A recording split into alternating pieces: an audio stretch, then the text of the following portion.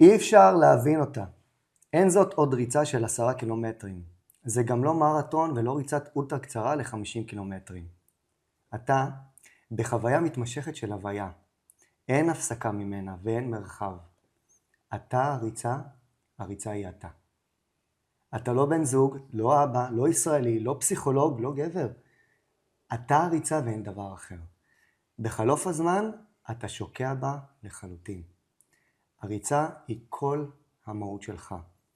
החשש שהרצף הזה ייפסק, שמשהו ייפגם, חי בך בכל רגע. אך ככל שאתה מעמיק בדבר, אתה מבין שאין ערבות לדבר. קובי אורן, ריצה למרחקים ארוכים. יושב מולי, בן האנוש, שרץ באופן רשמי 5,500 קילומטרים.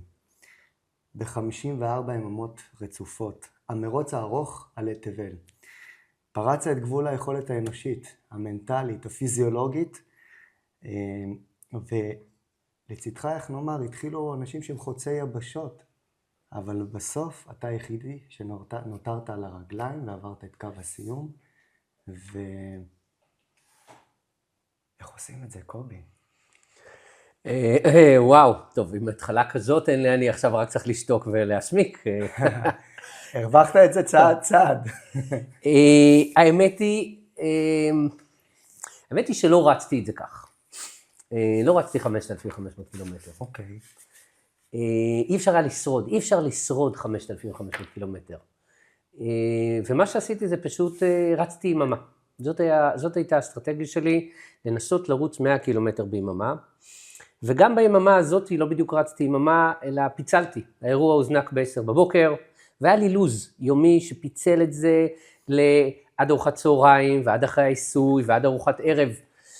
אז כשאתה אומר 5,500 קילומטר, אני מסכים עם זה, אבל לא עשיתי את זה כך, עשיתי את זה כמו בדידים. עוד אחד, יש פתגם אפריקאי, אני הייתי הרבה פעמים באפריקה, שאני מאוד אוהב, שהוא אומר, little by little, a little becomes a lot. מדהים. ורצתי 100 קילומטר ועוד 100 קילומטר, רצתי את זה באיטליה, כמו שמי ששמע מכיר, וכל פעם עשיתי את ה-100 קילומטר. מדי פעם היו צריכים אותי מקומיים ושואלים אותי כמה רצת. הם היו יודעים שמישהו רץ, הם שמעו שמישהו רץ, איזה מרחק מטורף, הם היו שואלים אותי כמה רצת. ואז הייתי צריך להתקשר הביתה, ולשאול כמה רצתי. כי בחוויה שלי, אם הם עצרו אותי ב-10 בבוקר, אז ידעתי שרצתי 25 קילומטר. אם עצרו אותי אחר הצהריים, ידעתי שרצתי 50 ומשהו קילומטר. אבל את המרחק הטוטל, אני חושב שרק בנקודת חצי ששלחו לי קליפים, שהנה עברתי את הנקודת חצי, אז הרגשתי את החצי, ושהיה ברור שהולך לעבור את ה-5,000, היה את ה-5,001, ידעתי את זה, אבל לא הייתי בחוויה יומית של הקילומטרים המצטברים, כי לא הייתי שורד את זה. כן. אי אפשר לשרוד, זה כמו בחיים שתגיד למישהו, אוקיי, אתה עכשיו בן 16, עכשיו יש לך עוד מעצב ראשון, לסיים בית ספר, אז תעשה צבא, ויבוא יום ותהיה לך משפחה. זה לא רלוונטי, זה ממש לא היה רלוונטי, כל הדבר עצמו, אי אפשר להקל אותו. זה גדול ומפחיד מדי. זה גם לא נתפס, גם עכשיו שאני מדבר איתך, אתה. אני לא סגור עד הסוף שזה קרה. שזה אתה, שזה כן, קרה, בממד הזה. אני חושב שיש גם משהו שאני מרצה על האירוע הזה, שזה עוזר לי לתקף את זה. כי אני עומד מול אנשים, והם מדברים אליי, ואני מדבר עליהם על הדבר הזה, ואז אני אומר, וואלה, זה אתה זה שעשה את הדבר הזה. אז קובי, אתה יודע, אני מניח שצופים בנו גם אנשים שאולי לא בהכרח באים מעולם הריצה, ואתה בהגדרה כרץ, אתה רץ בתחום שנקרא רץ יומי, רב יומי, וריצה מעגלית. אז ככה במילה או שתיים, תסביר מה זה אומר, רץ רב יומי, אז אני אסביר את זה. קודם כל, אני רוצה לומר על ההתחלה, אני התחלתי בישראל, רצתי הרבה מרוצים בישראל, ואז לפני 10.5 עשור מישהו הציע שהוא יעשה מרוץ של 100 מייל, שהיה פוינט טו פוינט, והוא אמר שכל 2-3 קילומטרים תהיה תחנה. אוקיי, שפוינט טו פוינט זה מנקודה א' לנקודה ב'. נכון, זה היה מנקודה א' לנקודה ב', שזה מה שרוב הרצים מכירים, נכון. אבל שהוא אמר שכל 2-3 קילומטרים תהיה תחנה, ואני כרץ שטח הייתי סבל ורצתי עם המון משקל על הגב, אמרתי לעצמי בוא ניצור מצב שאתה רץ מנקודה לנקודה של 3 קילומטרים בלי משקל על הגב. אז ארגנתי לעצמי מעגל ברמת ישי, היום יש על זה את החגורה של כביש 6, ורצתי במעגלים 3 קילומטרים. והזמנתי אנשים שפחות נהנו מזה, אבל אני מאוד נהניתי מהרעיון של מעגל. אז ניסיתי להקים בישראל מרוץ מעגלי, היה מרוץ אחד של סיבולת, של פס של בסביבות 3 קילומטרים, לא היו לו הרבה משתתפים, ואז יצאתי לחול לגלות את העולם הזה, שהוא עולם שמאוד מאוד קיים בחול, והעולם הזה, אני אסביר אותו למי שלא מכיר, ריצה מעגלית התחילה מהתחום של הימורים, שאנשים מהמאה ה-18 והמאה ה-19 התחילו להמר על כל דבר, והם רצו לבדוק בני אדם כמה הם יכולים לרוץ. אז בהתחלה הם עשו פוינט טו פוינט מצד אחד של ארצות הברית לצד השני, אבל האנשים עלו על כרכרות, עלו על רכבות, לא היה אז סטראבות ו-GPS, אז התחילו להריץ אנשים בתוך אצטדיונים. וזה בעצם מה שאני עושה, אני עושה ריצה מעגלית. מה זה אומר ריצה מעגלית? יש מסלול, דרך אגב, הוא לא תמיד בדיוק מעגל, לפעמים הוא אליפסה, לפעמים הוא הלוך חזור.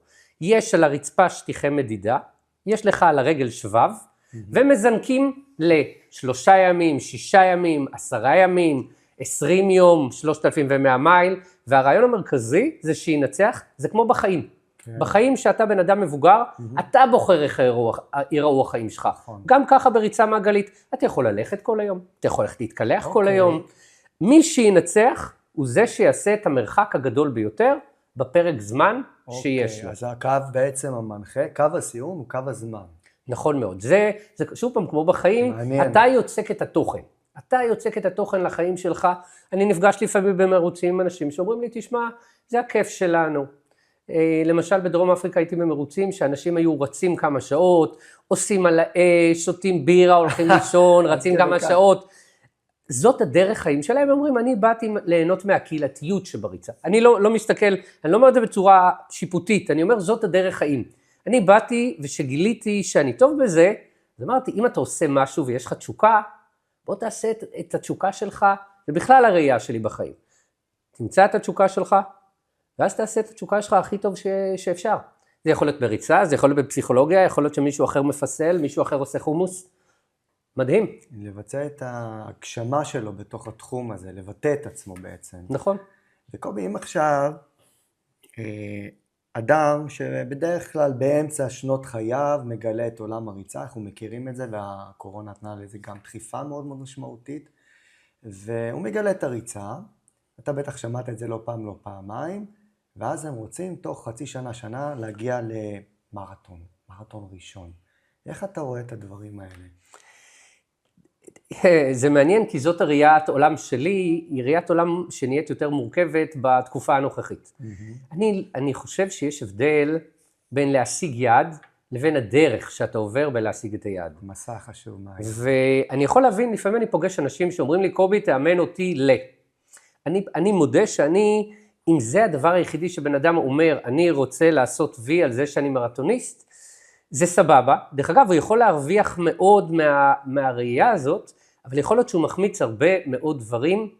אי אפשר לבנות משהו עמוק באינסטנט. זה כמו קשר, שמישהי תגיד לך, תפגוש אותך ותגיד, אוקיי, בוא נתחתן עוד שבוע. עכשיו, יכול להיות שזאת אישה שאתה בת זוג שאתה תרצה להתחתן איתה, אבל לפני כן, שוב, זאת הראייה שלי, צריך לבנות עומק. ואם לא בונים עומק, אז הרבה פעמים מחמיצים הרבה מאוד אבנים משמעותיות התפתחותית, ולא רק זה.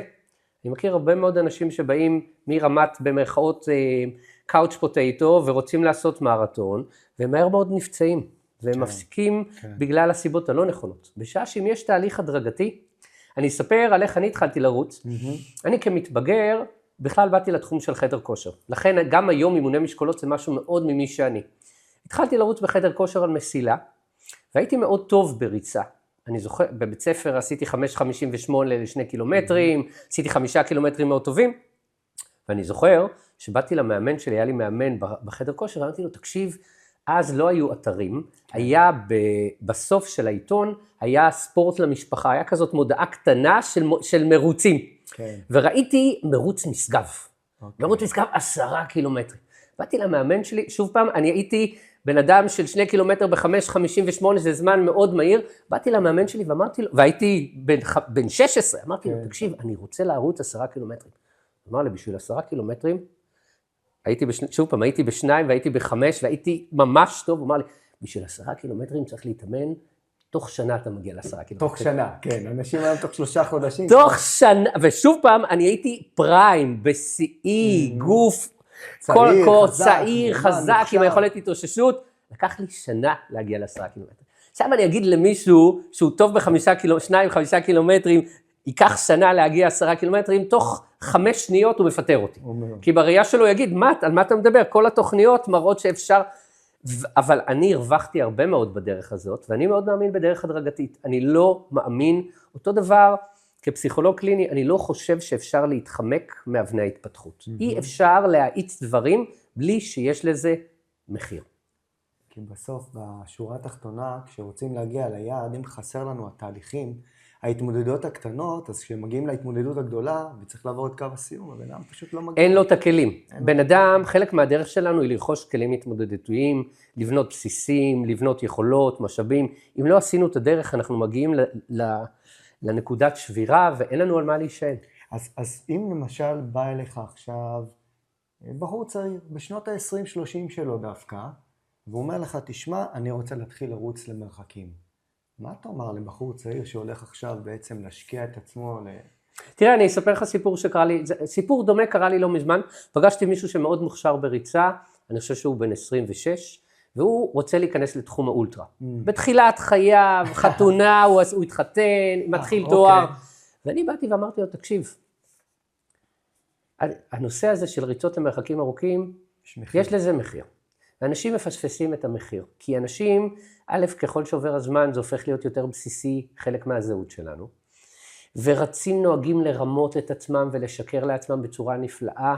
אני הייתי גם כזה. הייתי אומר לעצמי ולמשפחה, אני יוצא לריצה ארוכה, אבל אני רץ בלילה, אז זה לא מפריע למשפחה. אז הייתי יוצא ב9 וחוזר ב4, וזה לא פוגע במשפחה, כי כולם ישנו. אבל כל מי שיש לו טיפה בינה ושומע את זה, ואומר, רגע, אם הוא רץ מ9 עד 4, איך הוא היה למחרת בבוקר? ורצים, א', אני זוכר בתחילת דרכי, הייתי מבזבז המון זמן, הייתי לא יעיל, נהייתי יותר כבד, פחות אפקטיבי. הרץ שאני הייתי ב-2008, לעומת הרץ שיושב איתך היום, אני פי 6 יותר חזק ברמה נפשית, פיזית אני גם יותר חזק, ואני פחות מבזבז זמן.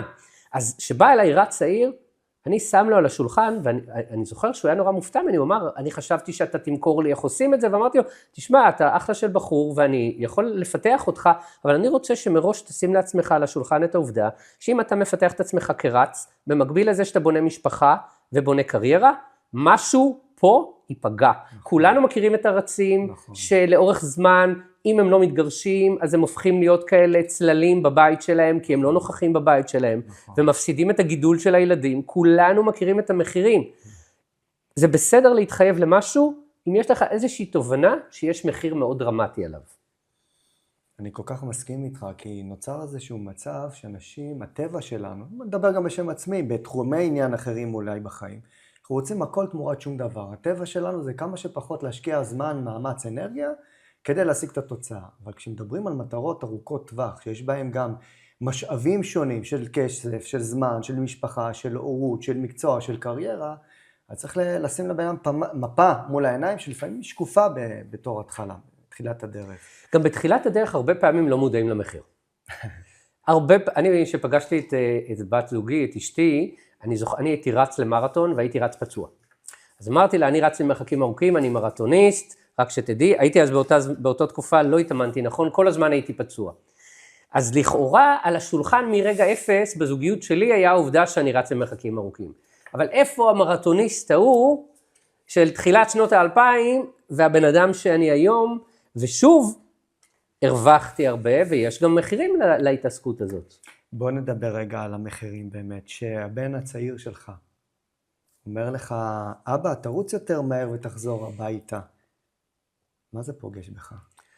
קודם כל, זה היה מאוד קשוח. זה בכלל מאוד קשוח. המרוצים שלי הם מרוצים שבעצם ברגע שאתה מול אלמנט של זמן, זה לא, בוא נדמיין את העולם לעולם מרתוניסטי, או של 10 קילומטרים, שזה יהיה יותר לטווח הכי רחב של מי ששומע אותנו. כן. אם יש לך יכולת לרוץ יותר מהר, והבן שלך צועק, תרוץ יותר מהר, ובוא נחיה בסרט, שאני יכול לרוץ בשעה, ואני יכול לרוץ בחצי שעה. ממש בסרט גדול. אז אם בן אדם יכול לרוץ בחצי שעה את 10 קילומטרים, הוא יסיים יותר מוקדם, ועם הילד שלו. אבל הבן שלי אמר לי את זה בכמה מרוצים, שהוא מרוצים של ימים. ושאתה במרוץ של 10 ימים ואומרים לך תרוץ יותר מהר, זה מעולה שתרוץ יותר מהר. אתה תנצח את האירוע, אתה תהיה שוב שיאן, אבל זה לא ישנה את העובדה שאתה לא הולך להיות בבית עוד הרבה זמן. זה מורכבות מאוד גדולה שאני נתקלתי בחלק מהמרוצים שלי, שבעצם אני שם את זה על השולחן, אני הפסדתי הרבה חלקים מאוד משמעותיים בחיים של הילדים שלי.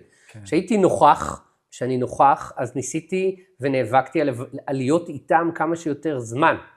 אתה יודע, יש הרבה אנשים שמנהלים את העולם בצורה שונה משלי, מנהלים איתי שיחות ואומרים, איך אשתך מרשה לך לא לעשות את הדברים האלה עם המשפחה, ואני הרבה פעמים זה מפתיע אותי, אני מאוד אוהב את אשתי, אבל זה לא קשור בכלל לנושא, אני רוצה להיות עם הילדים שלי כהם הילדים שלי, אני לא עושה את זה בשביל אשתי, אני עושה את זה בשבילי, ובמקומות שאני לא נוכחתי, אני לא נוכחתי כאבא, זה שלי לגמרי, זה המשפחה שלי, ובאמת יש לי הרבה מחירים בנוכחות, הבת שלי למשל, מה לעשות שכל המרוצים הרב-יומיים המשמעותיים יוצאים בספטמבר, הבת שלי אמרי עכשיו בברזיל, היא הייתה אומרת לי, אבא, זה בסדר שארגנת לי פסטיבלים מרחוק, ושלחת בלונים בשנה אחת, וגלידות, וארוחות, ומתנות מפוארות, אבל הנה עכשיו היא אמרה לי, אתה 4 שנים לא היית ברצף ביום הולדת שלי.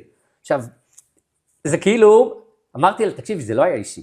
היא ידעה שזה לא היה אישי. מה לעשות שכל המרוצים בספטמבר? אבל זה הכי אישי. זה הכי אישי, ואני כפסיכולוג, אני זוכר, אמרתי לה, תשמעי, יהיה לך מה לומר בטיפול, אבל אני גם אנחנו יכולים לנהל איזה דיאלוג, כי אני יודע על טיב הקשר שלנו, ועל העומק של הקשר שלנו. אתה פותח את הדברים, ואתה לא נותן להם לקרות שם. קודם כל, אין לי ברירה. בתור התחלה גידלתי 4 ילדים דעתניים. לא, אני, אשתי בעיקר, ואני גידלנו 4 ילדים דעתניים שאומרים את דעתם, והם אומרים איפה אני מפשל, והם יודעים בדיוק להגיד איפה הייתי נוכח, ואיפה לא הייתי נוכח. לפעמים אני צריך טיפה להזכיר להם איפה הייתי נוכח, אבל יש לזה מחיר מאוד מאוד גדול.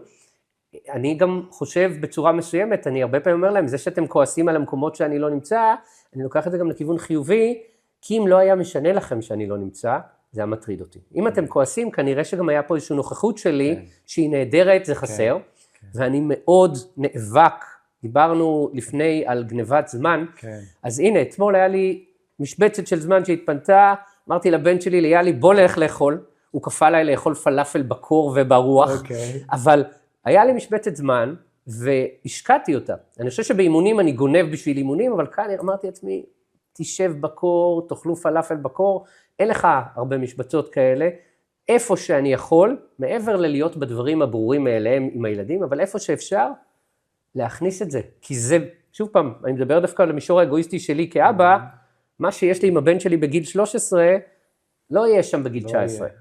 לא יהיה, אתה לוקח אותי למקומות שלי דווקא, בעיקר בתחילת הדרך, הייתה לי את התחושה כשאני עובד על העסק ובעסק, רוב הזמן בלבנות את עצמי, אז אני חושב על המשפחה, וכשאני נמצא עם המשפחה בחוף הים, הראש שלי בעסק, והבנתי שאני אף פעם לא נמצא בשום מקום שבו אני נמצא. ויש משהו בריצה, אולי בריצה יותר למרחקים ארוכים, תקן אותי אם אני טועה, שמתחברים מאוד מאוד להוויה שלנו, לביינג, זה מתחבר לזה שאתה לא ראית 5,500, אלא ראית את הסיבוב של המרחק המאוד נתון. וההוויה הזאת, מהעולם הריצה, להבין שאני עכשיו עם הילד, אז אוקיי, הטלפון בצד, ואני עם הילד, אני מקשיב לו, אני שומע את המסר מעבר למילים. זה בכלל רצון שלי, הנייד הוא מלכודת שגוזלת אותנו והופכת אותנו לנוכחים נפקדים. כן, אני עם הנייד, נוכחים נפקדים. אתה נוכח פיזית ואתה נפקד בנפש.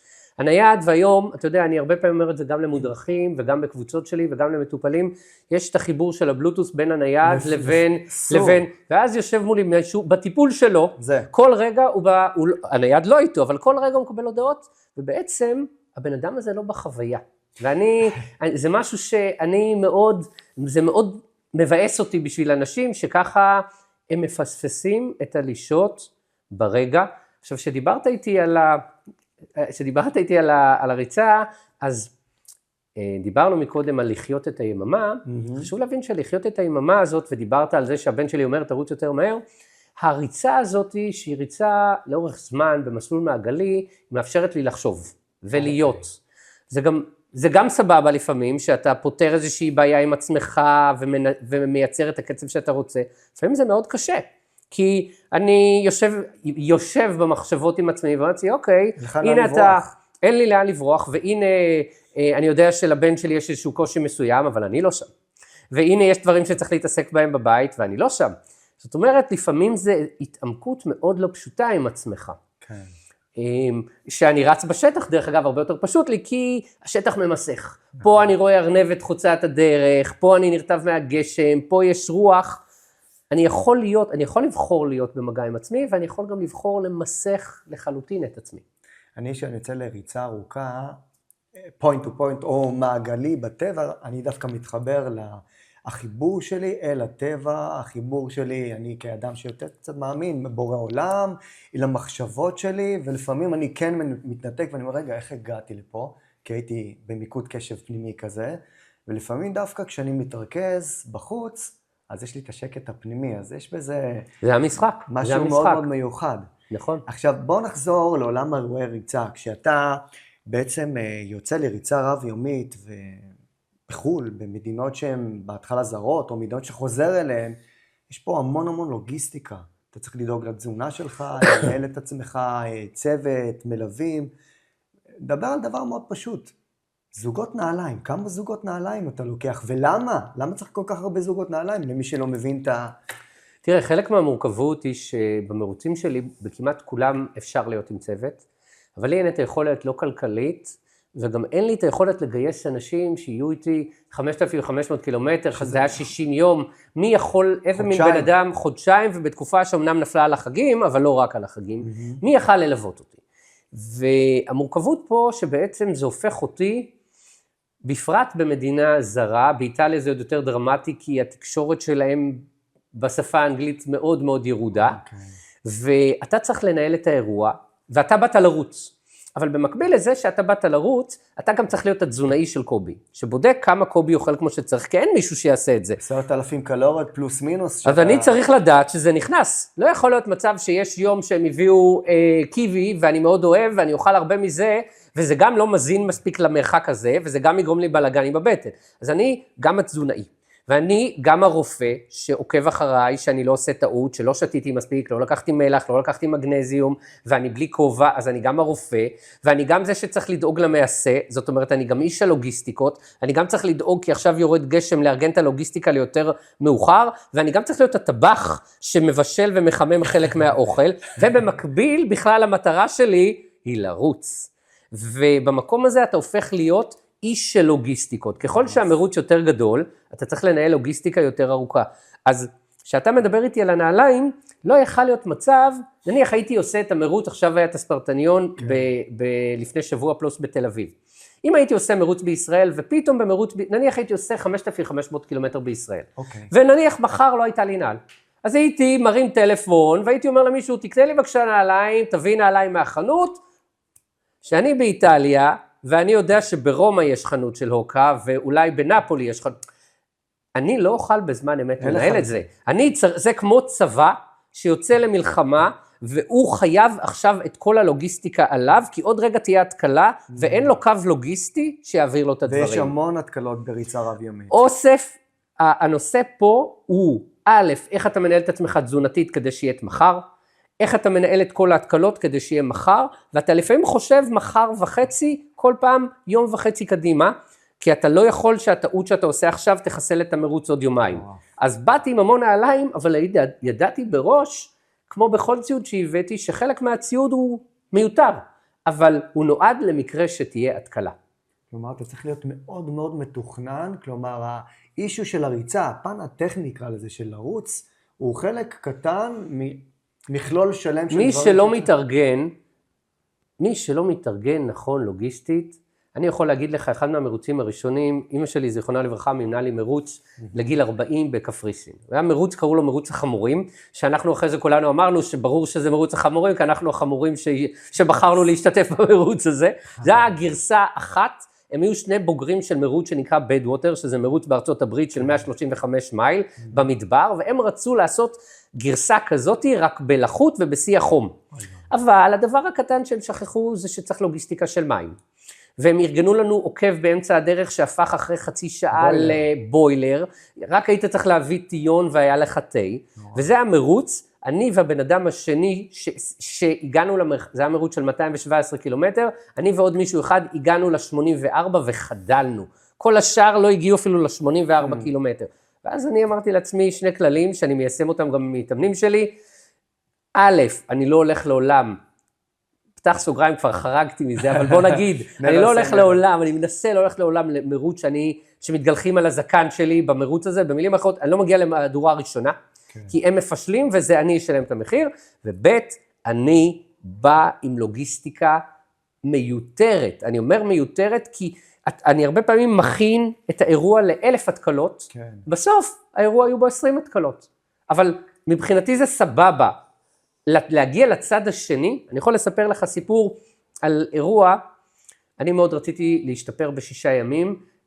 שהתחלתי ורציתי לעבור את ה-800 קילומטר, כי זה היה ממקם אותי בטופ 3 העולמי. זה הפסגה. הפסגה של ה6 ימים. כן. והלכתי למרוץ ב-2015 בנורווגיה, שילמתי עליו הון תועפות, נורווגיה היא מדינה יקרה בטירוף,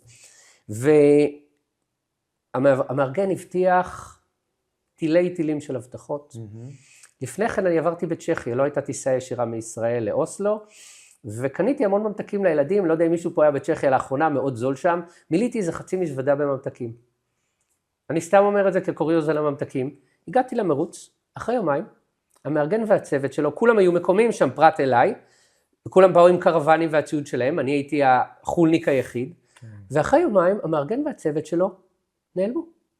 נעלמו. 12, אני לא ידעתי 12 שעות, אבל הם נעלמו. כשאתם בריצה? אנחנו בריצה, האירוע התחיל, הם נעלמים. עכשיו, אני יודע, אם אני לא אוכל עכשיו כמה שעות, זה מכסה לי את המרוץ. אני אומר, מה אני הולך לעשות? אנחנו באמצע איזשהו חור, בעיר ג'סיים באיזשהו חור, אין לי איך להביא אוכל, מה אני הולך לעשות? אני לא מצליח לתקשר עם אנשים, ואז נזכרתי שקניתי ממתקים לילדים. איזה ממתקים?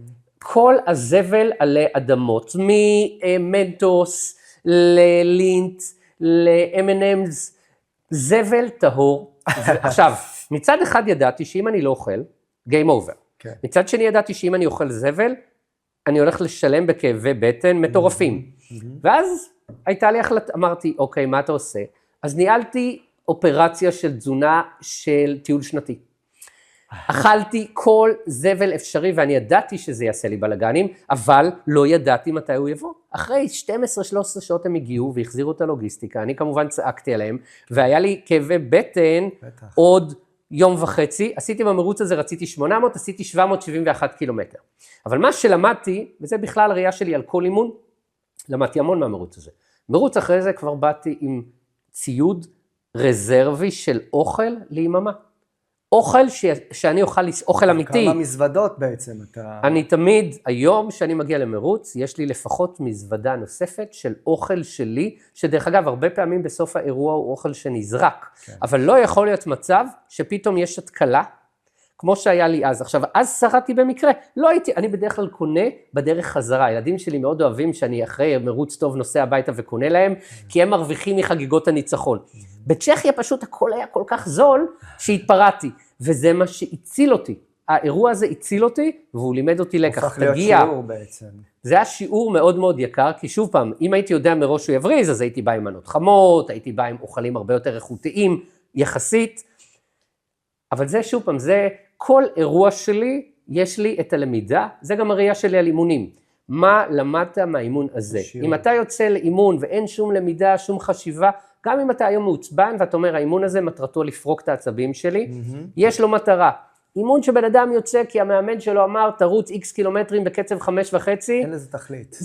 יש לזה תכלית מאוד טכנית. אימונית טכנית, כן. אבל זה מפסיד את כל הערך הנפשי שיכול להיות מאחורי. אני אוהב לתת למתאמנים שלי בתחום הריצה, ממש לנהל לא כזה, לא יומן, לעשות רפלקציה אישית. אני אומר להם, מספיק שיהיה משפט. הרהרת על הריצה, מה למדת, מה אתה יכול ללמוד להבא, מה היה טוב, מה היה פחות טוב. תסמן תחקיר קטן. כמו כל התחקיר הזה שעשיתי לפני כן. אתה מוכן. דרך אגב, מה שאתה אומר זה בדיוק הדרך שלי. אני שולח תוכנית אימונים, אולי דרך עתיקה של וורד, ואני מסתכל בגרמין קונקט או בסטרבה. אתה מצליב את הנתונים. אני מצליב, אבל זה לא העניין. אני מבקש תמיד מתאמנים שלי, יש לך את הנתונים הפיזיים שזה סבבה, אני אבל לא רק טכנאי של נתונים פיזיים, אני זקוק לשמוע איך היה לך באימונים. התחושות שלהם. כי יכול להיות שאני נתתי אימון שפיזית הוא אומר ומראה משהו אחד, אבל אני שומע ממך שהאימון הזה מתיש אותך נפשית, ושאני שומע שהאימון הזה לא עושה לך טוב, ואני שומע מה עורר בך, וברגע שאתה מנהל שיחה על הצד הנפשי, אתה עוזב את הצד הקונקרטי. שוב פעם, מאמן ריצה זה סבבה שהוא גורם לך לרוץ 10 קילומטרים יותר מהר, וזה מדהים. אבל תאר לך שאפשר יהיה גם לעשות תהליך, שאתה לוקח מ10 קילומטרים האלה שהשתפרת בהם, ולוקח את המשאבים שקיבלת, ומיישם את זה לקשר שלך עם הילדים, לעבודה, עם חברים. מדהים. ובעצם להסתכל על הריצה הרבה מעבר למהות שלה כריצה פיזית. זה מאז ומעולם, הריצה היא חלק ממני, אבל חלק ממני זה גם להיכנס למקום היותר מעמיק, ולנסות להרוויח יותר מהדבר הזה. שוב פעם, לכאורה הוא טכני, אבל הוא מאוד לא טכני. קובי, דיברנו על האוכל. אנחנו יודעים שבאירועים ארוכים, צורכים משהו כמו 10,000 קלוריות, פלוס מינוס, תלוי בריצה, תלוי ברץ, ולאורך זמן צריך לתחזק את זה כמו שאמרת, אז אתה אומר, אתה מביא הרבה אוכל, ואתה מביא גם ג'אנק, ויש דברים שאולי אתה אוהב יותר, אוהב פחות, מה אתה לוקח? תראה, 10,000, חשוב מאוד שמי שיקשיב, לא עכשיו שמדובר על 10,000 קלוריות לשעה, מדובר על 10,000 קלוריות ליממה, לבן אדם כמוני, לגבר, אני משער שלאישה זה היה הרבה פחות, ומישהו גדול מבני זה הרבה יותר. אני אוכל במרוצים הכל. רוב האוכל, כל אוכל שאתה יכול לחשוב עליו, מה אתה הכי אוהב שאתה מביא? יורד לי הכי בקלות, טיטים, יורד לי מאוד בקלות, תפוחי אדמה יורדים לי מאוד בקלות, אבל זה לא עובד כך. אני אוכל גם במרוצים דגים, אני אוכל המבורגר, אני אוכל נקניקיות, אני אכלתי, כמות הפסטה שאני אכלתי בחודשיים האחרונים, אני אוכל כל אוכל אפשרי. וזה גם במהלך הריצה דרך אגב? אני לוקח את הכמות אוכל שיש, בדרך כלל מביאים לי כמות מאוד גדולה, כן. ואני לוקח ומקמת אותה למשהו שאפשר להכניס אותו לכאורה בכף יד, אבל זה לא בכף יד, עדיף שזה יהיה בכוס. ואז אתה יכול לקחת בכוס וללכת עם זה.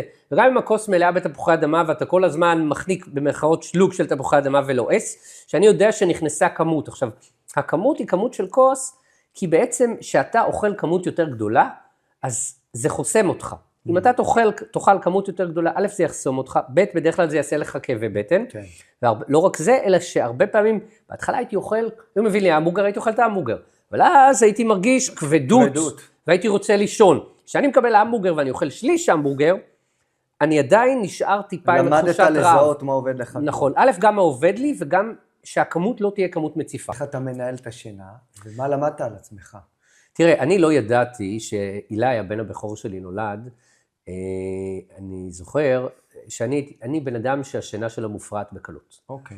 אז למרות שאשתי היא הניקה את הילדים, מהר מאוד מי שהיה מביא את הילדים, זה היה אני. כי היא הייתה ישנה, תמיד היה לנו בצחוק שאמרנו שאם תהיה מלחמה גרעינית, היא לא מתעוררת. אני אתעורר, סביר להניח ברגע הראשון, היא לא תתעורר. ואני גיליתי שיש לי יכולת להתמודד יחסית עם מיעוט שינה. ברגיל אני ישן בסביבות 5.5 שעות ביממה, ביממה רגילה.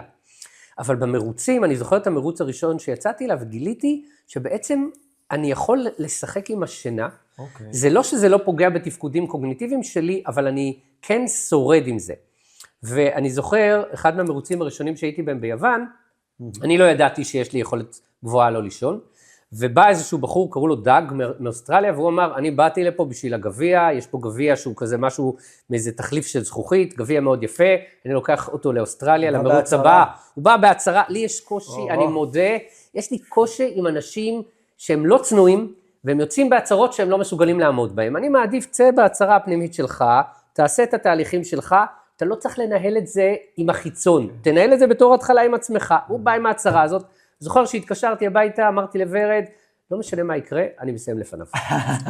ולא ידעתי כלום עליי.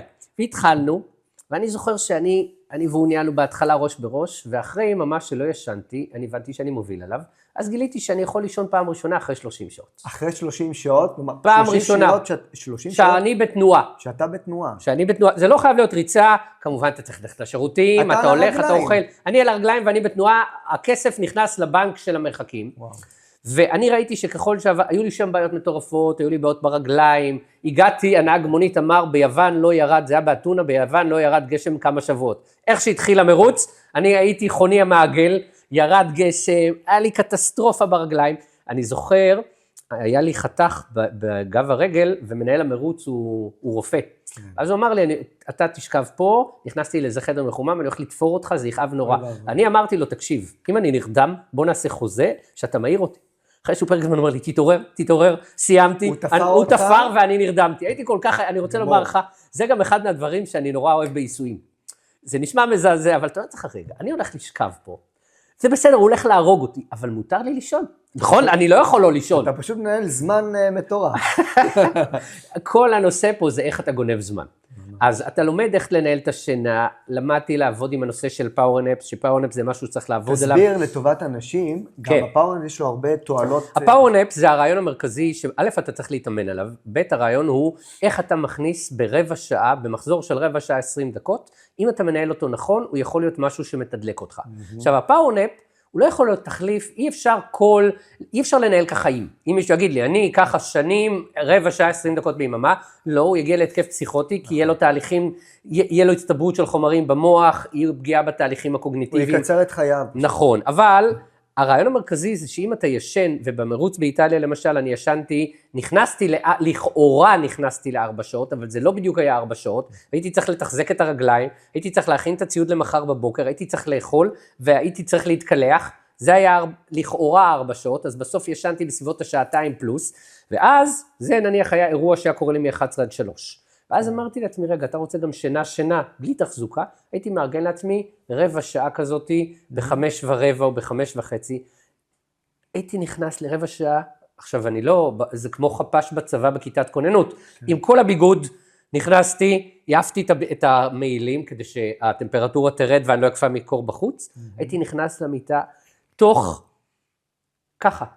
שנייה, lights out, זו הייתה שינה רוויית חלומות, הייתי מתעורר, וואי, יש פה 15 חלומות, עכשיו, עקרונית, היה בחלק שמה, תרשום את החלומות, אבל אנחנו זוכרים שבאנו לעבוד, לא באנו לחלום. וכמה זמן זה הפאוורנפס? רבע שעה, זה היה רבע שעה, 20 דקות, וזה היה כמו מתנה, כבר ישנתי את 3 פלוס שעות עכשיו, ואז היה עוד רבע שעה, אתה כאילו מרגיש, ניקו לך את הלוח, כמו לוח מלא במלל, ניקו את הלוח, ואתה עכשיו יכול לנוע את היום הזה, הפאוורנפ זה משהו שאני מתאמן עליו כל הזמן שיש לי, זה דרך לעשות ניקוי זמני, ולתת לך אנרגיות לעוד כמה שעות. ביום יום שלנו, במרוץ החיים השוטף.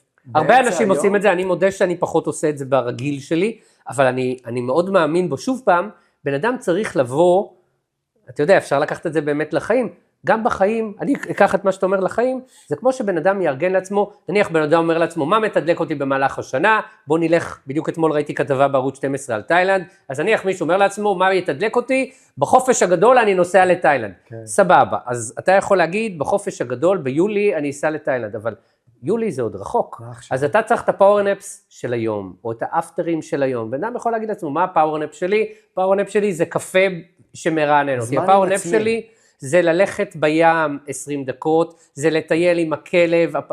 אם בן אדם מארגן לעצמו זמן של עתנת משאבים, הוא לא נשחק, או שהוא נשחק טיפה אחרת. מדהים. כי שוב פעם, לנוע בין חופש, הרבה פעמים אנשים אומרים לי, יש לי את החופש, לא משנה אם זה בחגים, או בקיץ, או בפסח, אם אין בין לבין פאוורנפ נפשי, או עתנה, או איזשהו אפטר נפשי, אנחנו נשחקים. דרך אגב, אני חושב, הרבה פעמים אנשים אומרים לי, איך אתה קם כל בוקר ורץ? אני אומר לעצמי, רגע, זה התדלוק שלי. הם מסתכלים על זה, מישהו לא מהמקום וחווה ספורט כעונש, אז הוא אומר, איך אתה מעניש את עצמך כל יום לפנות בוקר? הם לא מבינים. אני מטעין את עצמי. דרך אגב, הרבה פעמים אתה בא מהתחום, הרבה פעמים בן אדם שאמור היה להתאמן בבוקר, והוא לא יתאמן בבוקר, אז כל היום, כאילו וואו, ממורמר, מתי אני אשלים את זה, אני אצליח, כל היום משובש. אבל ברגע שאתה מעניק לעצמך את המתנה הזאת בבוקר, הרי מי שרוצה להתאמן, אני עובד עם המון אנשים שבבוקר הם רצים או הולכים, ואחרי זה הם הולכים לחדר כושר, בן אדם מתחיל את היום שלו ב7, והוא אומר, אני השקעתי בעצמי, אני עבדתי על עצמי, עכשיו, וואו, אני כאילו מלך לכל היום. ושוב, שאני קם ב4 בבוקר לאימון, אני לא אומר לעצמי, אוי ויי, איזה בסה החיים האלה, אני אומר, וואו, אני מבורך, אני יכול להתחיל את הבוקר בזה, זה מתחיל לי את הבוקר מעולה. דרך אגב, זה חזר למה שדיברנו מקודם, מבחינתי גם אם האימון לא יהיה אימון טוב, אני יצאתי לאימון. זאת אומרת, גם אם אני קמתי הבוקר וכואב לי פה וכואב לי שם, ואני אומר, טוב, זה יהיה מאוד איטי, לא מה שתכננתי, איזה בסה, אבל אני יודע, וכאילו הרבה פעמים אני אומרת, אז למה לצאת? לא, לא. קמת, יצאת, הרווחת. אימון טוב הוא אימון שקרה. גם אם הוא 60%. אני לא נותן את הערכה ככה, אבל גם אם הוא 60% ולא 90%, היה פה 60%. יותר מאשר לשבת בבית, או... ולהרגיש את ההרגשה של ההחמצה. ותספר לי, כשיצאת לריצות, שהיה לך חסך בשינה, לאן זה הוביל? תראה, חסך בשינה לוקח אותך לאוסף של מקומות לא טובים. בספר שלי, ריצה למרחקים עמוקים, אני מדבר על ההזיות שפקדו אותי במרוצים מאוד ארוכים, שבהם לא ישנתי כמו שצריך, אבל אתם יודעים, יכול להיות שמי ששומע לא מתחבר לא לישון ימים, אני מסתכל על זה ברמה היומיומית. כל אחד יודע שאם הוא זקוק ל6 שעות שינה, ל7, ל8, ואין לו אותם, היום הזה מתחיל רע. רוב האנשים שלא ישנו כמו שצריך, שוב פעם, לאור מה שהם צריכים, אז הם גרמפים, הם ברמה מחשבתית פחות חדים, הם נוטים להיות עצבניים, אז מחסור בשינה לוקח אותנו להרבה מקומות לא טובים. המרוצים הם הרבה פעמים מאבק שצריך לעבוד בהם, אז אני יכול להגיד לעצמי, אוקיי, אתה לא ישנת כמו שצריך, לא כדאי שיתנו לך בעיה במתמטיקה, כי אתה תגיע לרמה של כיתה ב' פלוס כרגע, אבל למזלי, ברוב המרוצים שלי לא נתנו לי אף פעם בעיה במתמטיקה, אבל אני הרבה פעמים שם לב, אני מדבר עם מישהו בארץ, אני אומר, תשאל אותי איזה משהו, כדי לראות אם כמה אני פגוע, כי אין ספק שככל שהדפריבציה בשינה, היא הופכת להיות משהו יותר ויותר דרמטי, הקוגניציה שלך נפגמת, אבל לא רק הקוגניציה. אני רואה שבהיעדר שעות שינה, אני לא בן אדם שלילי, אני בן אדם מאוד אופטימי. אבל ככל, אני מדבר על קובי, אני הופך להיות יותר פסימי, אני הופך להיות יותר שלילי, יותר אגרסיבי, זה לוקח אותי להיות ג'אמפי יותר, אני פחות נעים. אני שם לב במרוצים, בהתייחסות שלי לאנשי צוות, אם לא ישנתי כמו שצריך, אני בלתי נסבל, פשוט בלתי, ואני פתאום יושן, ואז פתאום אתה עם אור ועם חיוך גדול עליך. אני רוצה אפילו שתשתף, שאפילו גילית, באחד מהמרוצים האחרונים שלך, עד כמה 6 שעות שינה, הפכו אותך אפילו להיות יותר אפקטיבי באיזשהו מובן.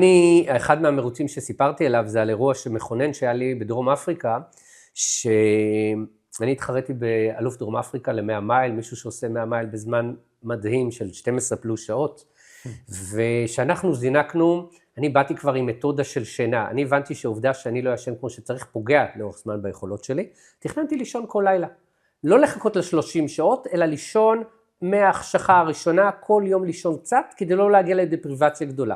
כן. אבל אנחנו זינקנו בפארק, זה היה יולי, ואיך שזינקנו, התחיל שם פסטיבל, וכל לילה שאני ניסיתי לישון, אמרתי שאני בן אדם מאוד מאוד רגיש בשינה, כל לילה היה זיקוקים, פתח סוגריים, אני לא בטוח שדרום אפריקה לא היו יריות, אבל היה דברים לא נעימים בלילה, אבל העובדה שאני לא ישנתי וכן הוא היה צריך לישון, גרם לי לפתוח עליו איזשהו פער. ואחרי מספר יממות, זה הגיע לרמה כזה שהיה לי פער עליו, לדעתי של משהו כמו מרתון, ובשלב מסוים אני הרגשתי שמגיע לי הצורך לישון, נכנסתי בסביבות 11 בלילה, רציתי לישון עד 2, 3, ממש הרגשתי שמגיע לי, והלכתי לשירותים, הכיוונתי את הנייד שלי, הלכתי לשירותים, חזרתי, נכנסתי לשינה, וקמתי והתעוררתי באור יום. והבנתי שישנתי 6 פלוס שעות, קיוויתי שלא העירו אותו. אבל אנחנו בדרום אפריקה, והוא אלוף דרום אפריקה, ואיך שאני הלכתי לישון, העירו אותו. ואם אני הובלתי בכמעט מרתון, כשהתעוררתי אני הייתי במינוס חצי מרתון מולו. ובהתחלה ניסיתי לרוץ כמו מטורף. אבל הבנתי שנותר פה כמעט 2 יממות, ואין לי יכולת לרוץ כמו מטורף, כאילו אמרתי, תעזוב אותו, תתעסק בשלך. אבל מה שגיליתי זה שהשינה הרציפה, אני חושב שהפחד הגדול שלי היה, מה יקרה שאני הולך לישון? אם אני הולך לישון ואני אקום כולי תפוס, או אני אקום עם כאב שאני לא מכיר, או אני אקום לא מאופס על עצמי, וקמתי וגיליתי את אחד מהדברים הכי טיפשיים שאפשר לגלות על שינה, גיליתי ששינה עושה לי טוב. וקמתי רענן, ואני והוא המשכנו את המרוץ שלנו, 3 שעות לסיום. שאתה מתחיל מנקודה של לחץ, שהוא ברור, לא רק זה, אני גם באתי, והיו לי כבר חסויות בשלב הזה בחיים שלי, ואמרתי, איך אני מסביר לחסויות שלי? טוב, אני הובלתי במרוץ, ואז הלכתי לישון, ולכן הפסדתי, עכשיו, זה היה ניהול של מחשבות רודפניות עם עצמי, אף אחד מהחסות שלי לא היה אומר שום דבר כזה. הייתי מקבל התקף חרדה באותו. אז אני קיבלתי התקף לב באירוע, ובשלב מסוים פשוט התחיילתי עם עצמי, הכוונה שאני הייתי מכוון לקצב שלי. נאמן לתוכנית שלך. נאמן לתוכנית שלי, ולא מתעסק במה שקורה בחוץ.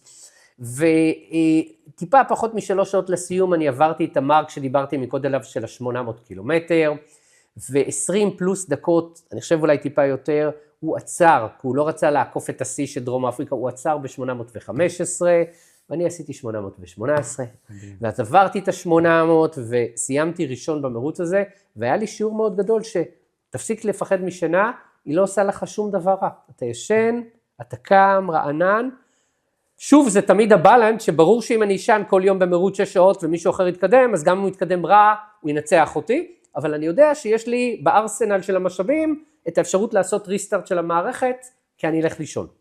אני מניח, קובי, שמדברים איתך לא פעם, לא פעמיים, על נושא של מוטיבציה, ושנינו יודעים שמוטיבציה לא תמיד נמצאת דווקא כשאנחנו צריכים אותה. נכון. אז מה כן, קובי? תור התחלה יש לי מסגרת. אם אנחנו נסתכל בנייד שלי, אנחנו נגלה שיש לי את ההשכמות שלי, ואני קם בשעות, אני נניח מאיר את עצמי ב4 פלוס. עכשיו, אני יודע שבימים שאני עם פחות מוטיבציה, אז אני קם ב4 פלוס, ויקח לי חצי שעה לצאת. כי אני אגיד, טוב, איזה מסכן אתה, וזה לא פייר, והחיים קשים. ואז אני אומר לעצמי, וואלה, קמנו ביום שאין הרבה מוטיבציה, אני אצא. סביר להניח שיהיה אימון פחות מדהים, אבל יהיה אימון. והלוז הזה, העובדה שיש משמעת ויש סדר, זה משהו שמאוד מארגן אותי. הרגלים מנצחים. ההרגלים בסופו של דבר מנצחים, כי מוטיבציה זה גל וזה משתנה וזה לא תמיד יציב. שוב, שאף אחד לא ישמע אותי ויחשוב שכל יום יש לי את ההשכמה ב4 פלוס, אני קופץ כמו פנתר. יש ימים שאני מאופס מול איזשהו אירוע ומול עצמי, וזה צלצל ב4 פלוס ויצאתי 5-10 דקות אחרי. ושוב פעם, יש ימים שיקח לי חצי שעה, שאני עוד אתייסר בכמה מסכן אני, בפרט בימים האלה שיש לך קור ושיש לך גשם, ואני יודע גם שיהיה לי בוץ, אבל זה הרעיון המרכזי. אני חושב שכל רץ, מה שאני אומר בכלל לא קשור לריצה. כל אדם צריך לדעת את עצמו. הוא צריך לדעת מה המקומות שמאפשרים לו לבצע מטלות שלא תמיד קל לו ליישם אותן. ואם אתה טיפוס בוקר, תארגן לעצמך את המטלה בבוקר. ואם אתה טיפוס ערב, תתארגן על הנושא הזה. אני גיליתי לאורך החיים שלי, שזה לא שאני לא יכול לצאת ולארגן לעצמי משבצת זמן להתאמן אחר הצהריים. אבל זה כמו במרוצים שלי, ככל שעובר הזמן ביממה, הסיכוי שתהיה התקלה גובר. ואם אני תכננתי שיהיה אימון ב5, ונניח אני אפנה את הקליניקה ל5, אבל בדיוק אז הבן שלי יצטרך הסעה, ובדיוק אז תהיה התקלה עם הבת שלי, ובדיוק אז יהיה איזשהו שיבוש. ברגע שזה ב4 בבוקר, השיבוש הוא אני. אני הוא השיבוש, או אני מה שיגשים את מה שקורה. זה מדהים, ושאנחנו יודעים שיש גם מדלדלות של כוח הרצון לאורך היום, גם קבלת ההחלטות שלנו בערב, ולעולם לא תהיה כמו שהייתה. ולכן אדם צריך לארגן לעצמו תנאים של צמיחה. אתה צריך לדעת מה מאפשר. תנאים של צמיחה. אתה יודע, זה כמו בן אדם עושה דיאטה בריאה. נניח, אתה רוצה לעשות דיאטה בריאה, תארגן את זה שבבית, שאתה קם ואתה חייב לאכול משהו, שלא יהיה רק שוקולד, אלא שיהיה דברים שהם דברים שמקדמים אותך. זה תנאים של צמיחה. אתה רוצה להתאמן, תארגן לעצמך. אני למשל רוצה להתאמן. אם אני הייתי הולך לחדר כושר, אני יודע שגם אם החדר כושר הוא 5 דקות ממני, זה היה 5 דקות, אני גם צריך להיראות כמו בן אדם, אז זה 10 דקות, הלוך חזור 20 דקות, רק להגיע לחדר כושר בלי לעשות כלום. שיש לי את כל הציוד של הכושר בבית, אני צריך לשים מכנסיים ולשים חולצה ויש אימון. אגב, יש ספורט או צורת אימון שאתה אוהב יותר מריצה? אני מאוד אוהב את המשקולות. אני התחלתי את דרכי ואמרתי שהתחלתי את דרכי בחדר כושר. יש לי בבית את כל הציוד האפשרי, בבית ובגינה, כל ציוד אפשרי לנהל שגרה. אני מתאמן בחדר כושר לפחות 7 פעמים בשבוע. לפני מרוצים גדולים לפעמים יהיו 2 אימונים של משקולות ליום. עכשיו יכול להיות שרצים הם הרבה פעמים מכורים לריצה. שאני עובד וכותב לאנשים תוכניות אימון, ואני אומר להם, רגע, לא רק ריצה, גם הליכה, גם חדר כושר, גם עוד דברים. שאומרים לי, לא, אני רוצה לרוץ. אותו דבר בחיים כמו בריצה. אם אתה, רק הריצה זה הספורט שלך, זה הכי פגיע שיש. ברגע שיש לך גם ריצה, גם חתירה, גם רכיבה, גם משקולות, אתה פחות פגיע. יש לך, ולא רק זה שאתה פחות פגיע, אם אני רוצה לאתגר את הנפש שלי בריצה, אני נניח אעשה ריצת עליות. כן. אבל אני יכול גם לאתגר את הנפש שלי בבית עם מתח. אתה עושה אימון מתח, סיימת אימון מתח, ואז אני אומרת לי, אוקיי, עכשיו אתה רוצה לנסות להיות 30 שניות תלוי. ופעם אחת אני עושה 30 שניות והיה לי קליל. אוקיי, פעם הבאה, יום למחרת שאני אעשה מתח, אני אעשה 40 שניות, אני אעשה 50 שניות. הנושא פה בכלל הרי לא קשור למתח. הנושא פה לראות איך אתה שם את עצמך במצב, שאתה רוצה להישבר, אתה לא נשבר. אני עושה אימון חתירה. אני יודע שאני בקצב מסוים, אני יכול לעשות את זה 70 שעות, אבל אם אני עושה שיר אחד קל, שיר אחד קשה מאוד, שיר אחד קל, אני רוצה לחדול.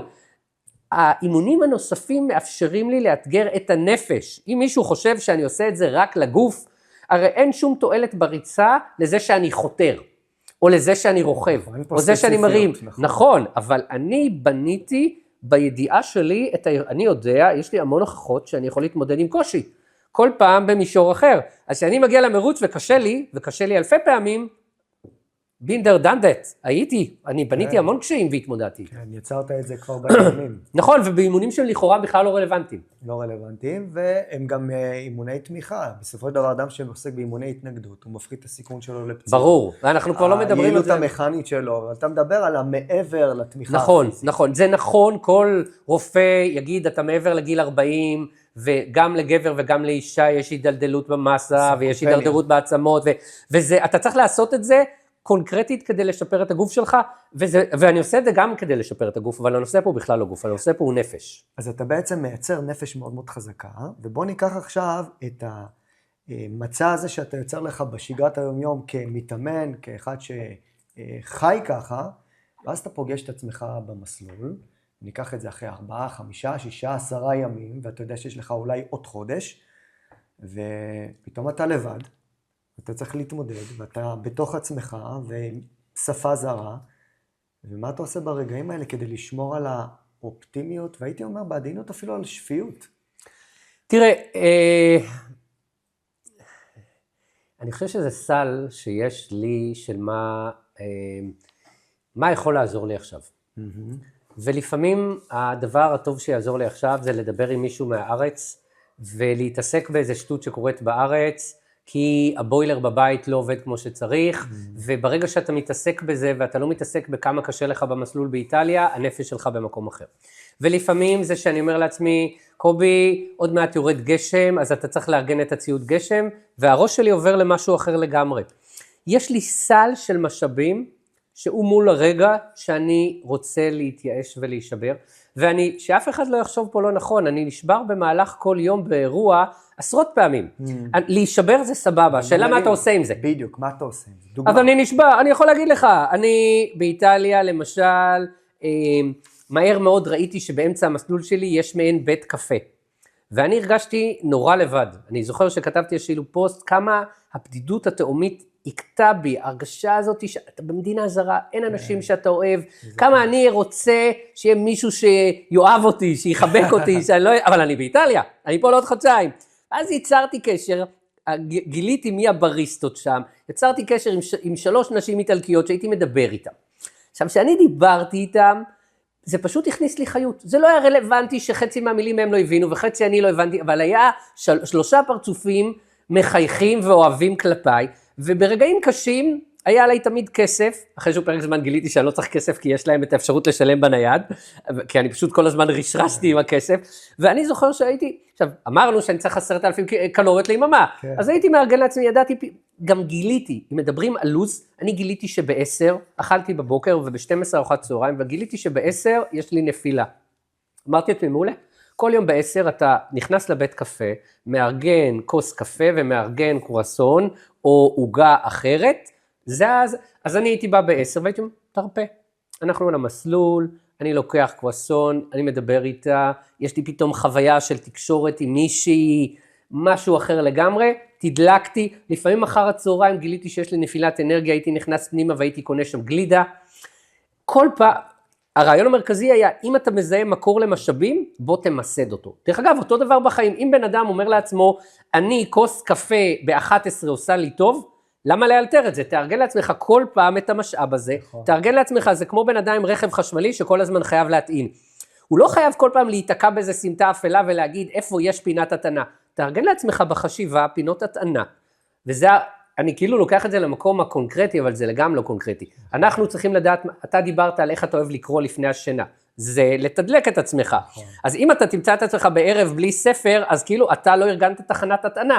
בוא נארגן תחנות הטענה נפשיות, כי אנחנו יודעים מתי בחיים יותר מורכב לנו ומתי פחות מורכב לנו. אתה יצרת לעצמך את זה דרך השנדי שחיכה לך, ודרך ההקלטות הקוליות שהקשבת להם, כיסא כתר.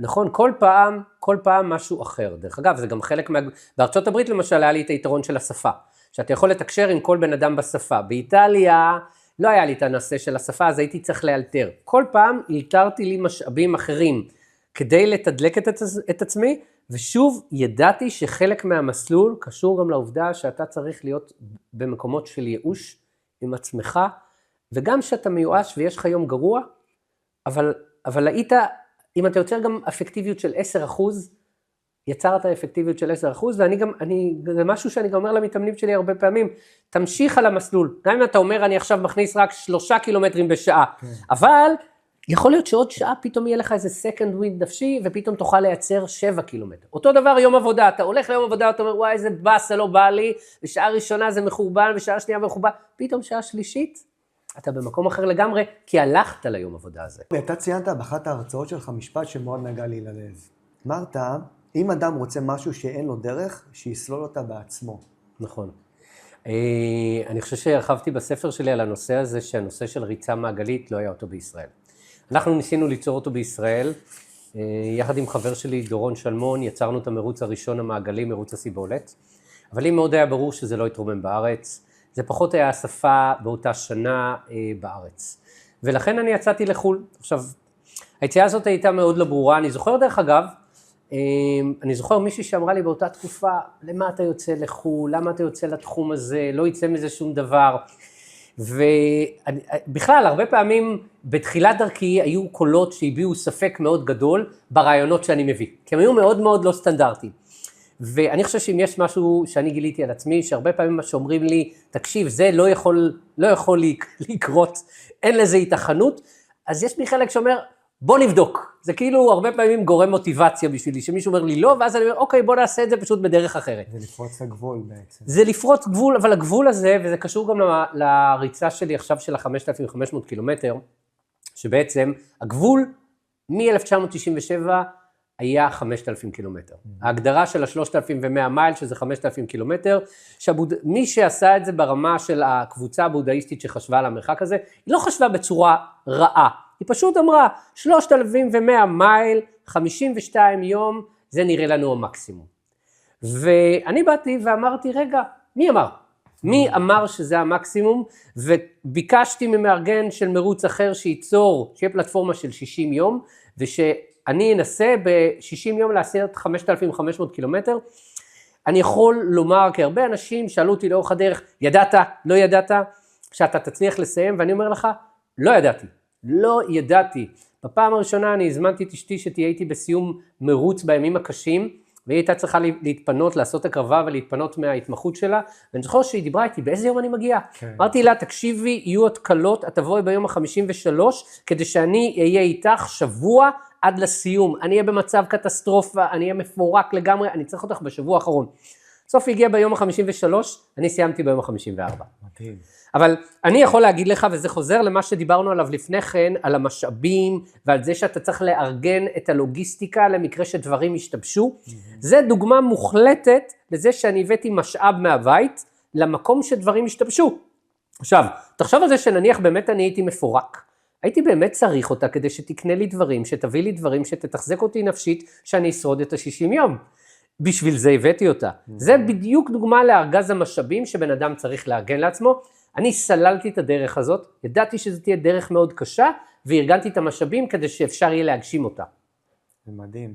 קובי, אם היה לך אפשרות על דף אחד, להשאיר 3 מסרים שאתה נותן למשפחה, לחברים, לעולם, ולמחרת כל התוכן שלך, כל הפודקאסטים והספר, הכל נעלם. איזה מסרים תשאיר? אני חושב שבתור התחלה, הכובע המשמעותי ביותר שלי זה לעבוד בפנימייה פוסט-אשפוזית עם נוער אחרי אשפוז פסיכיאטרי, והשלט שלנו בכניסה זה The Road of Hope, ואני אדם שמאוד מאמין בתקווה, ותקווה זה לא אומר שהכל סבבה, תקווה זה גם משאב שאתה לא צריך אותו שהכל סבבה, תקווה זה משאב שאתה צריך אותו שדברים משתבשים, אז אני מקווה שמי שבמגע איתי נשאר עם התקווה ועם אופטימיות. שוב פעם, תקווה ואופטימיות זה לא אומר שהיום שלי הוא יום של אירועים מאוד מאוד מורכבים וקשים, אבל יש בי תקווה שדברים יתארגנו ושדברים יובילו למקום טוב יותר. אז זה נקודה אחת, הנושא של להיות אופטימי. אני חושב שנקודה נוספת שהיא מאוד משמעותית בראייה שלי, וגם אמרתי אותה מקודם, זה ראייה של תהליכים הדרגתיים. מה שאמרתי מקודם על ה-little by little, a little becomes a lot, זה נקודה בכלל החיים. החיים, לפעמים יש לנו איזושהי פנטזיה שיהיה פתרון קסם. אנשים אומרים, מה אתה רוצה להיות שתהיה גדול? אני אמציא פטנט ואני אהיה מיליונר. יכירו אותי ואני אהיה סלב. אני אהיה אושיית רשת. רגע, זה לקחת לנקודת סוף. החיים הרגילים זה אוסף של התקדמות בצעדים קטנים שמצטברים ומצטברים ומצטברים ומצטברים למשהו גדול. אז אולי זה קשור גם לנושא האופטימי של להגיד, בן אדם תבנה צעדים מצטברים, זה יגיע למשהו גדול. הרבה פעמים אנחנו לא מבינים את הדרך הזאת, עד שהיא לא קיימת. ואז אנחנו יכולים להסתכל עליה לאחור, ואז להבין את השינוי. רק בדיעבד, נכון, בן אדם הרבה פעמים עושה שינוי מאוד דרמטי בחיים שלו, הוא מזהה את זה כמה שנים אחרי שהשינוי התחולל בדרך איטית. ואז אפשר לחבר את כל הנקודות ולהגיע לדבר, כן. יפה. קובי, תודה שבאת. תודה לך, אני נהניתי מאוד, היה תענוג לדבר. אפשר לדבר עוד שעות, ומזל שהמצלמות גם מתחררות. עושה לנו דדליין, תרתי משמע. ואני מאמין שיהיה לנו עוד פגישות אחרות. אני אשמח. לדעתי זה ספר שכל אחד צריך לקרוא אותו, גם אם אתם לא רצים ולא רוצים לרוץ, כי זה לא ספר על ריצה למרחקים, אלא על מרחקים עמוקים. ותודה רבה על התוכן. תודה רבה לך. מאוד יקר, מציע לאנשים לרכוש את הספר הזה, אפשר דרך הוצאת ניב, ויש לי גם בביו שלי באינסטגרם אפשרות להגיע ישירות לספר. אני חייב לומר שאני עוקב אחריך שנים, עוד לפני שפגשתי אותך דרך ההקלטות בוואטסאפ, והייתי שולח ההקלטות במרוץ באיטליה, ככה הכרתי אותך יותר מקרוב, ואני מאוד מאוד נהנה לקרוא אותך.